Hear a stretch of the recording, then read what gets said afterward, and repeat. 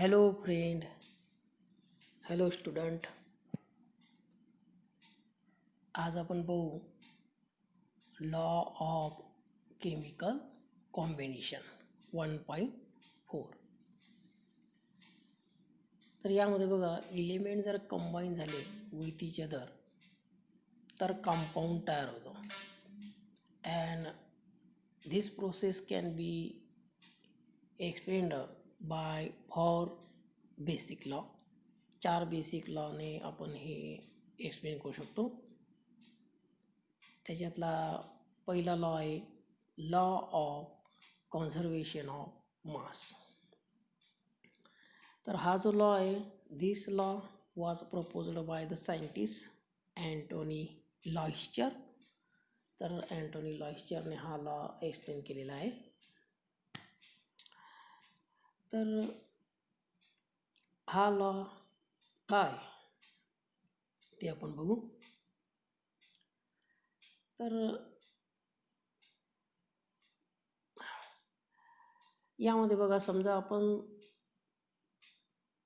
एक reaction consider केली. Consider A reaction A plus B gives C plus D, and let MA, small ma, small mb, small mc and small md be the masses of A, B, C and D respectively. समजा त्याचे masses आपण घेतले. एचं मास घेतलं MA, बीचं मास घेतलं MB, सीचं मास घेतलं MC आणि डीचं मास घेतलं MD. या type. Then according to the law of conservation of mass, या लॉनुसार म्हणू शकतो आपण MA plus MB is equal to MC plus MD. बरोबर आहे. म्हणजे mass of the reactor is equal to the mass of the product. आलं लक्षामध्ये. तर यावरून आपण हा लॉ असा सांगू शकतो की whenever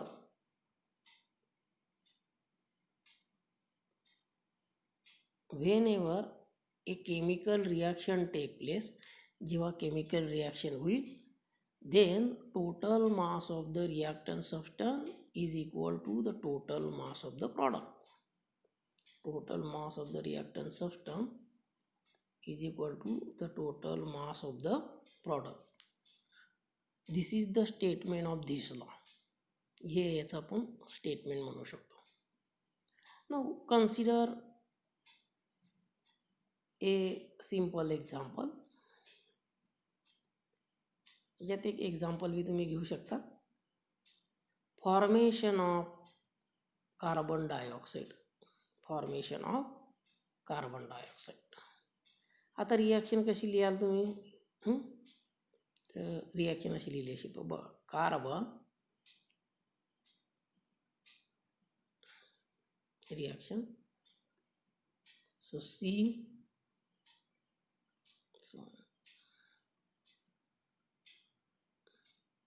C plus O2 gives CO2. या टाईपची रिॲक्शन आहे. समजा C plus O2 gives CO2. तर याच्यामध्ये ही साईड झाली रिॲक्टंट आणि ही साईड झाली प्रॉडक्ट. बरोबर आहे. त्याचं मास तुम्ही इथे दाखवा. कार्बनचं ॲटोमिक वेट जर पाहिलं तर ते 12 ते तुम्ही दाखवून द्या. ऑक्सिजनचं असतं 16. 2 ऑक्सिजनचे किती होतील? 32 गिव्ज. आता इकडे CO2चं दाखवू आपण. C कार्बनचं आहे 12 प्लस O2चं किती आहे? 32. दोघींचं जर बेरीज केली तर इकडे होईल 44 gram and that is equal to 44 gram. म्हणजे total mass of the reactant is exactly equal to total mass of the product. This is what law of conservation of mass. Now in another way, दुसऱ्या भाषेमध्ये सुद्धा आपण हा law explain करू शकतो. तो असा आहे, matter is neither created nor be destroyed during the chemical reaction.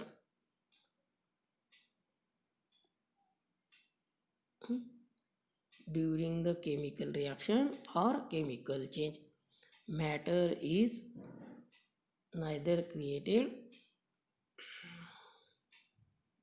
or nor be destroyed during the chemical change, असंही तुम्ही म्हणू शकता. तर अशा पद्धतीने आपण हा लॉ काय करू शकतो, एक्सप्लेन आणि त्याचं एक्झाम्पलही आपण देऊ शकतो. आलं लक्षामध्ये? तर तुमच्या लक्षामध्ये हा लॉ आलाच असेल. आता आपण दुसरा लॉ पाहू.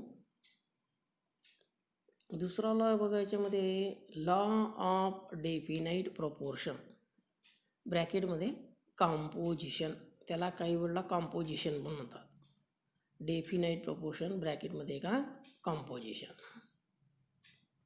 आता हा this law was be proposed by the French chemist Joseph Proust. तर हा लॉ ज्या सायंटिस्टने प्रपोज केलेला आहे त्या सायंटिस्टचं नाव आहे, that is French chemist Joseph Proust. ना व्हॉट इज धिस लॉ. हा लॉ इथे दिलेला आहे खाली, पण त्याच्या अगोदर आपण एक एक्झाम्पल घेऊन ॲक्च्युली हा लॉ काय ते आपण पाहू, किंवा हा लॉ काय ते मी तुम्हाला एक्सप्लेन करतो. ह्यानुसार काय म्हटलं तर a pure chemical compound always contain the same element. Pure chemical compound जर तुम्ही घेतला एखादा तर त्याच्यामध्ये एलिमेंट कसे असतात, सारखे. For example sodium chloride. तर सोडियम क्लोराईडमध्ये एलिमेंट आहेत Na अँड Cl, बरोबर आहे. इन डेफिनाईट प्रपोर्शन, कशा प्रपोर्शनमध्ये असतात ते, definite proportion by weight. In definite proportion by weight, whether they are prepared by different method. जरी आपल्याला ते डिफरंट मेथडने तयार करायचे असतील तरी. काय लॉ आहे, a pure chemical compound always contain the same element in the definite proportion by weight, whether they are prepared by different method. दोन वेगवेगळ्या मेथडने तयार केलेले असतील तरी देखील त्याच्यातली एलिमेंटचं प्रपोर्शन हे बदलत नाही. आता हे आपण खाली एक एक्झाम्पल घेऊन बघू एक्सप्लेनेशनमध्ये, बरोबर आहे. Consider NaCl is prepared by 2 method. समजा सोडियम क्लोराईड आपल्याला तयार करायचा आहे, 2 मेथडने तुम्ही तो तयार करू शकता. फर्स्ट, पहिली रिॲक्शन अशी दाखवू शकता तुम्ही, बरोबर आहे. पहिली रिॲक्शन अशी दाखवू शकता, NaOH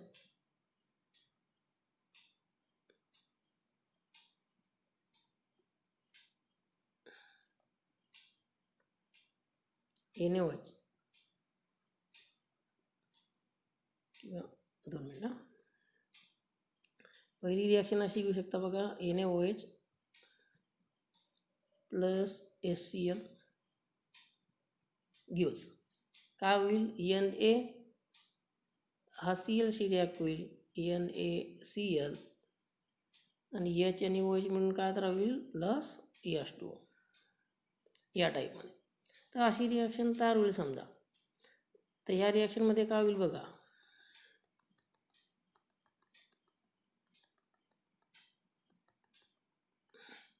तर NaOH is reacted with HCl and gives sodium chloride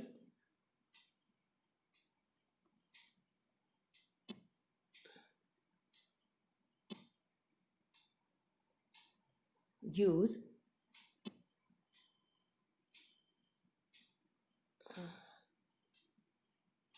sodium chloride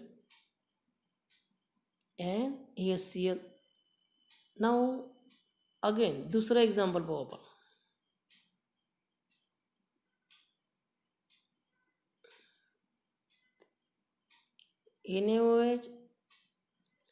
NaOH is reacted with NH4Cl and form NaCl. NaOH पुन्हा रिॲक्ट करा तुम्ही अमोनियम क्लोराईड बरोबर आणि त्या ठिकाणी पुन्हा दुसरी रिॲक्शन तयार होईल. ती रिॲक्शन अशी दाखवू शकता तुम्ही बघा, NaOH. याला तुम्ही रिॲक्ट करा अमोनियम क्लोराईड बरोबर NH4Cl गिव्स काय तयार होईल बघा, NaCl प्लस OH आणि हा एक H H2O आणि याच्यातला शिल्लक राहिलेला NH3. तर या पद्धतीने तुम्ही दुसरी रिॲक्शन दाखवू शकतात. NaOH plus NH4Cl gives NaCl plus H2 plus NH3. आलं लक्षामध्ये. तर ही दुसरी रिॲक्शन आहे. या दुसऱ्या रिॲक्शनमध्ये सुद्धा तुम्ही NaCl तयार केलेला आहे, तो तुम्ही दाखवू शकता. आलं लक्षामध्ये. तर इन बोथ रिॲक्शन, ह्या दोन्ही रिॲक्शनमध्ये काय होतं बघा, तर in both reaction NaCl contain the same element sodium and Cl and in the same proportion by weight. त्याचं प्रपोर्शन असतं, सोडियमचं प्रपोर्शन आहे, त्याचं ॲटॉमिक वेट आहे 23:2 आणि क्लोरीनचं जर म्हटलं तर त्याचं आहे 35.5. तर हे प्रपोर्शन दोघीही कंपाऊंडमध्ये कसं असतं, सेम असतं. आलं लक्षात. हा झाला आपला दुसरा law. A pure chemical compound always contain the same element whether they are prepared by different method, that is proportion is same. So law of definite proportion. तर हा झाला दुसरा लॉ. तर दुसरा लॉ आपण या ठिकाणी पाहिला. तर दुसरा लॉ होता लॉ ऑफ डेफिनाईट प्रपोर्शन. ठीक आहे. आता याच्यातला आपण तिसरा लॉ पाहू. तिसरा लॉ आहे लॉ ऑफ मल्टिपल प्रपोर्शन. तिसरा लॉ काय आहे, लॉ ऑफ मल्टिपल प्रपोर्शन. आणि हा लॉ दिलेला आहे, सायंटिस्ट नेम आहे जॉन डॉल्टन. कोणी दिलेला आहे हा लॉ, जॉन डॉल्टन या सायंटिस्टने इन 1803. तर 1803मध्ये त्याने हा लॉ काय केलेला आहे, प्रपोज केलेला आहे. आता ह्या लॉचं स्टेटमेंट घ्यायच्या अगोदर आपण एक्झाम्पल घेऊ.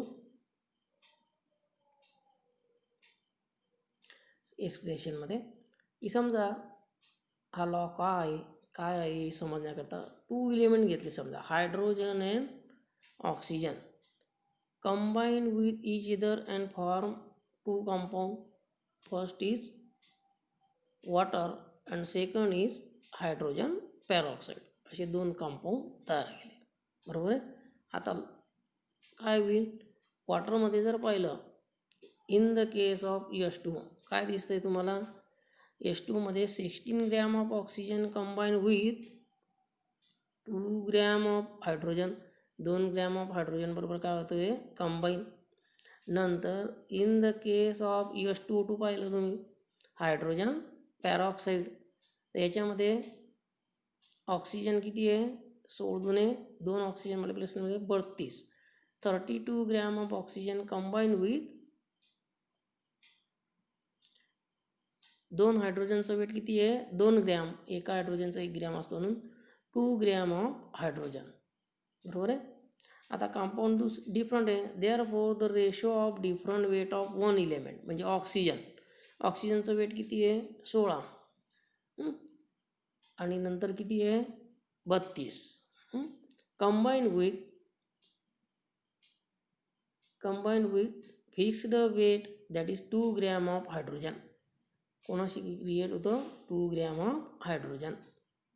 दॅट मीन्स रेशो इज 2:16:30 असा तुम्ही रेशो लिहू शकता. So from this we can explain the law. आता याचा लॉ काय तो आपण पाहू.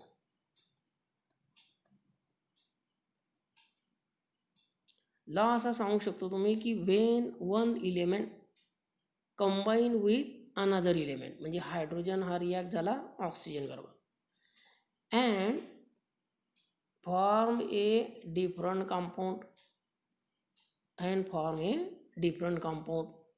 2 वेगवेगळे कंपाऊंड तयार केले, जसं H2O आणि H2O2 म्हणजे हायड्रोजन पॅरॉक्साईड.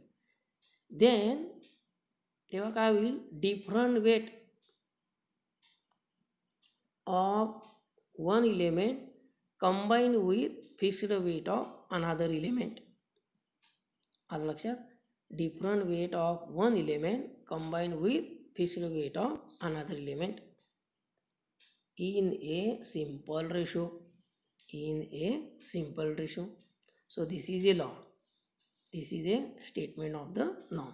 काय स्टेटमेंट आहे बघा, वेन वन इलेमेंट म्हणजे hydrogen combine with another element म्हणजे oxygen and form a different compound म्हणजे H2O आणि H2O2, then what, different weight of a one element म्हणजे 16 आणि 32 combine with fixed weight of another element म्हणजे 2 gram बरोबर. So are in a simple ratio, तो ratio तुम्हाला इथे दाखवलेला आहे 2:16:32. So this is a law of multiple proportion. म्हणजे याच्यामध्ये तुम्हाला असं दिसेल की हायड्रोजनचं वेट सेम आहे पण ऑक्सिजनचं वेट एका कंपाऊंडमध्ये वेगळं आहे आणि दुसऱ्या कंपाऊंडमध्ये वेगळं आहे, म्हणजे 32 म्हणजे मल्टिपल फॉर्ममध्ये. तर यावरून आपल्याला लक्षात आलं की एकच इलेमेंट हा दुसऱ्या 6 इलेमेंटबरोबर वेगवेगळ्या पद्धतीचे कंपाऊंड काय आहे तयार करू शकतो. याला आपण म्हणतो लॉ ऑफ मल्टिपल प्रपोर्शन. तर तुमच्या लक्षामध्ये आलाच असेल की कशा पद्धतीने आपण हा लॉ पाहू शकतो, लॉ ऑफ मल्टिपल प्रपोर्शन. याच्या पुढचा लॉ जो होता तो आहे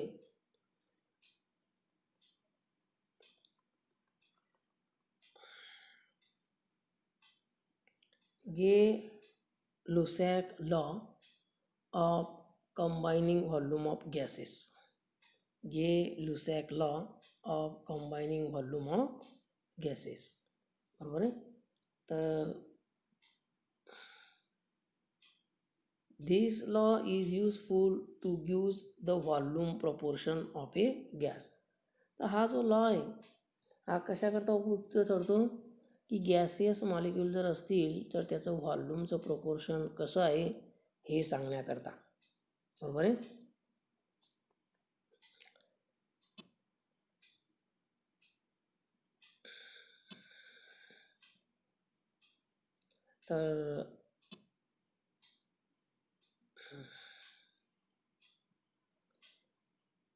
तर ह्या लॉचं स्टेटमेंट आपण पाहू. तर हा लॉ काय स्टेट करतो, तर according to this law the law can be state that whenever gaseous molecule take part in a chemical reaction, जेव्हा gaseous molecule, gaseous solid molecule किंवा लिक्विड मॉलिक्यूल नाही, when gaseous molecule take part in a chemical reaction either reactant or product, reactant म्हणून असतील किंवा product म्हणून असेल, बरोबर आहे, either reactant or product, then they are react in a simple proportion. तेव्हा ते कंपाऊंड एकमेकाशी रिॲक्ट होतील कशा पद्धतीने, सिम्पल प्रोपोर्शनने, simple proportion by volume under similar condition of temperature and pressure, under similar condition of temperature and pressure. So this is what Gay Lussac law. काय सांगतो Gay Lussac law, when gaseous molecule take part in the chemical reaction either reactant or product then they react in a simple proportion by volume. Simple proportion म्हणजे hole number, hole number म्हणजे 1 2 3 4 5 असं, बरोबर आहे, या फॉर्मॅटने, फ्रॅक्शनमध्ये नाही, bye volume under similar condition of temperature and pressure. Temperature आणि pressure मात्र त्यावेळेस सेम कंडिशनमध्ये येते. आता हे कसं, तर आपण एक एक्झाम्पल घेऊन या ठिकाणी एक्सप्लेन करू. समजा पहिलं एक्झाम्पल तुम्ही घेतलं की formation of hydrogen chloride gas, हे तुम्हाला तयार करायचं आहे हायड्रोजन क्लोराईड गॅस, ठीक आहे. मग रिॲक्शन कशी होईल याची? समजा हायड्रोजन गॅस आहे म्हणजे H2, हा रिॲक्ट होईल क्लोरीन गॅस बरोबर म्हणजे Cl2 बरोबर, बरोबर आहे. अँड गिव्ज HCl, त्याला बॅलन्स करून घ्या. 2 वेळा क्लोरीन आहे, बरोबर आहे, आणि 2 वेळा हायड्रोजन आहे, म्हणून हा याला 2 वेळा HCl. तर रिॲक्शन अशा पद्धतीने येईल. आणि हे सगळे गॅस आहे, गॅस ब्रॅकेटमध्ये G, गॅस ब्रॅकेटमध्ये G आणि गॅस ब्रॅकेटमध्ये G, या पद्धतीने. तर ही रिॲक्शन तुम्हाला तयार करून दाखवायची. Hydrogen gas reacted with chlorine gas and from HCl.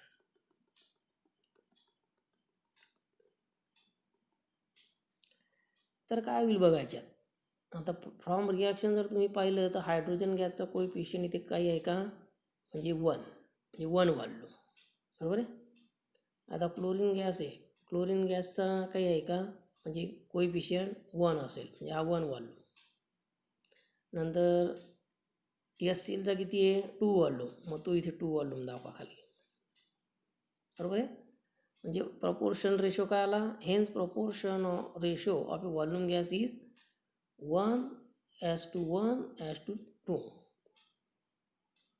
काय आला, 1:1:2, म्हणजे या बरोबर 1:1:2. सो यावरून तुम्ही हे सांगू शकता की when gaseous molecule take part in the reaction, बरोबर आहे, either reactant or product, then the proportion is a simple ratio. त्याचं प्रपोर्शन काय असेल, simple ratio by volume. Example इथे बदलू पण शकता तुम्ही. समजा एक्झाम्पल तुम्ही असं घेतलं, आता तसं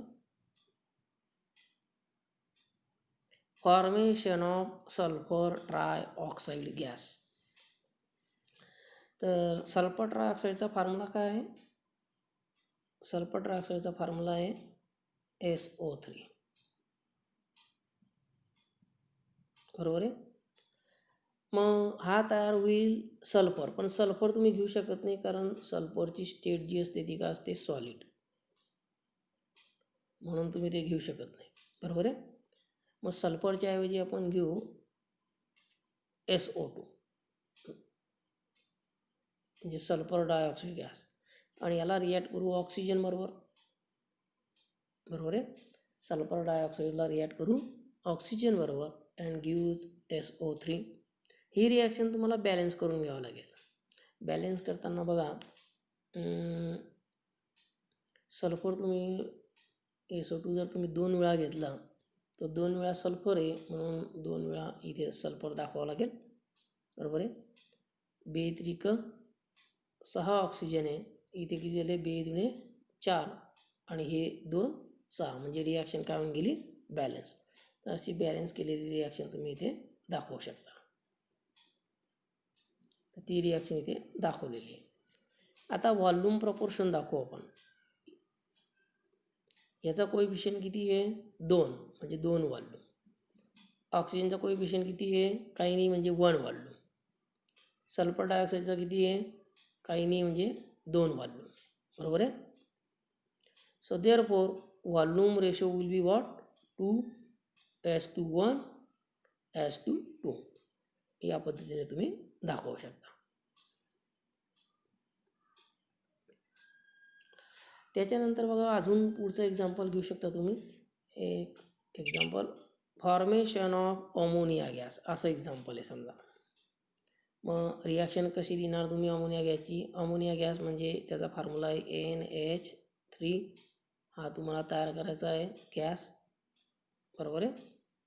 आणि हा कशापासून तयार होईल, N म्हणजे नायट्रोजन गॅसपासनं, आणि H म्हणजे हायड्रोजन गॅसपासनं, बरोबर आहे. म्हणजे नायट्रोजन गॅस आणि हायड्रोजन गॅस तयार होऊन काय तयार झाला, NH3. याला बॅलन्स करून घेऊ आपण. नायट्रोजन किती वेळा आहे, 2 वेळा, मग 2 वेळा नायट्रोजन, 2×3=6, 6 वेळा काय, हायड्रोजन, म्हणजे 3 वेळा हायड्रोजन. तर अशा पद्धतीने तुम्ही रिॲक्शन दाखवू शकता. गॅस आणि इथे सुद्धा गॅस खाली म्हणू शकता. नायट्रोजन पण गॅस आहे, हायड्रोजन पण गॅस आहे, अमोनिया पण काय आहे, गॅस आहे. म्हणजे असं पहिल्यांदा तुम्हाला रिॲक्शन लिहिता यायला पाहिजे, बरोबर आहे. आता याच्यात प्रपोर्शन दाखवू बघा आपण. नायट्रोजनमध्ये किती प्रपोर्शन आलं, 1 व्हॉल्यूम आहे, काही नाही म्हणजे कोइफिशियंट. हायड्रोजनमध्ये किती कोइफिशियंट आहे, 3, म्हणून 3 व्हॉल्यूम. आणि अमोनियामध्ये किती प्रपोर्शन आहे, 2 व्हॉल्यूम, हे 2 व्हॉल्यूम दाखवले. मग याच्यावरून therefore volume ratio will be 1:3:2. So this is what Gay-Lussac law of combining volume of gases. तर याला Gay-Lussac law असं म्हणतात. And this law is applicable for only gaseous molecule. तर हा लॉ जो आहे तो फक्त गॅसियस मॉलिक्यूल करता वापरता येईल. आलं लक्षामध्ये मग Gay-Lussac लॉ.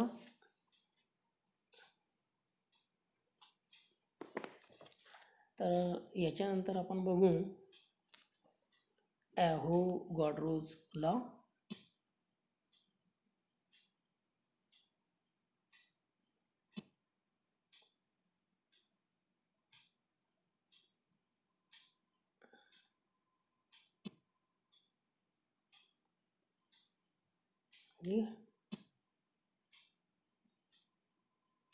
याच्यानंतर आपण बघू ॲव्होगाड्रोज लॉ. आता ॲव्होगाड्रोज लॉ काय, ठीक आहे. तर this law is useful to give the relationship between volume of gas and the number of moles. तर व्हॉल्यूम ऑफ गॅस आणि नंबर ऑफ मोल्स किंवा नंबर ऑफ मॉलिक्युल्स याच्यामधलं रिलेशनशिप तुम्हाला ह्या लॉमुळे काय मिळू शकतं, ठीक आहे.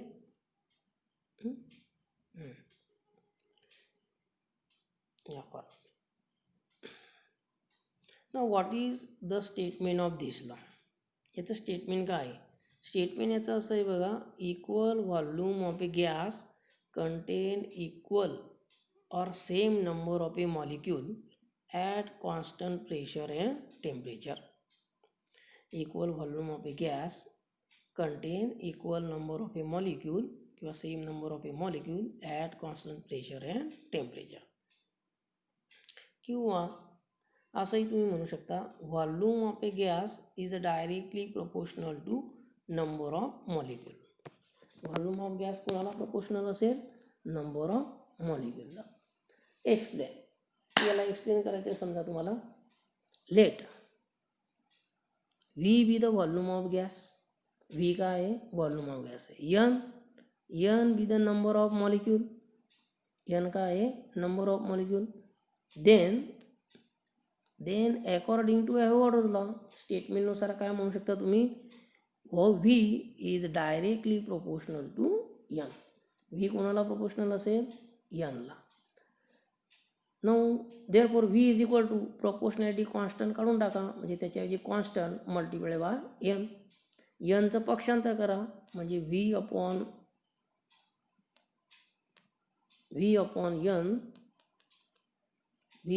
N is equal to constant. हा जो लॉ झाला V upon N is equal to constant, this is what Avogadro's law. याला तुम्ही ॲव्होगाड्रोज लॉ म्हणू शकता. स्टेटमेंट काय आहे याचं बघा, equal volume of a gas contain equal number of a molecule at constant temperature and pressure. किंवा volume of a gas is directly proportional to what, number of molecule. असंही तुम्ही म्हणू शकता. Volume of a gas is directly proportional to number of molecule. तर आता तुमच्या लक्षामध्ये आलंच असेल की जर इक्वल व्हॉल्यूम घेतले, 1 लिटर व्हॉल्यूम हायड्रोजन गॅस आणि 1 लिटर व्हॉल्यूम क्लोरीन गॅस, तर यामध्ये असणाऱ्या मॉलिक्यूलची संख्या सेम असते. ते आपण पुढच्या वेळेस पाहू. 6.022 × 10⁻23 एवढे मॉलिक्यूल त्याच्यामध्ये असतात. ते आपण पुढच्या वेळेस पाहू. तर इथपर्यंत आपला पिरियड संपलेला आहे. बाकीचं आपण पुढच्या वेळेस बघू. तर ज्या काही सूचना मिळाल्या असेल त्या तुम्ही व्यवस्थित बघत चला. लॅपटॉपचा उपयोग करा, मोबाईलचा व्यवस्थित वापर करा, म्हणजे आपल्याला आपलं लेक्चर व्यवस्थित पाहता येईल. काही शंका असल्यास मित्राला किंवा कोणालाही विचारून व्यवस्थित त्या शंका दूर करा. ठीक आहे. नमस्कार.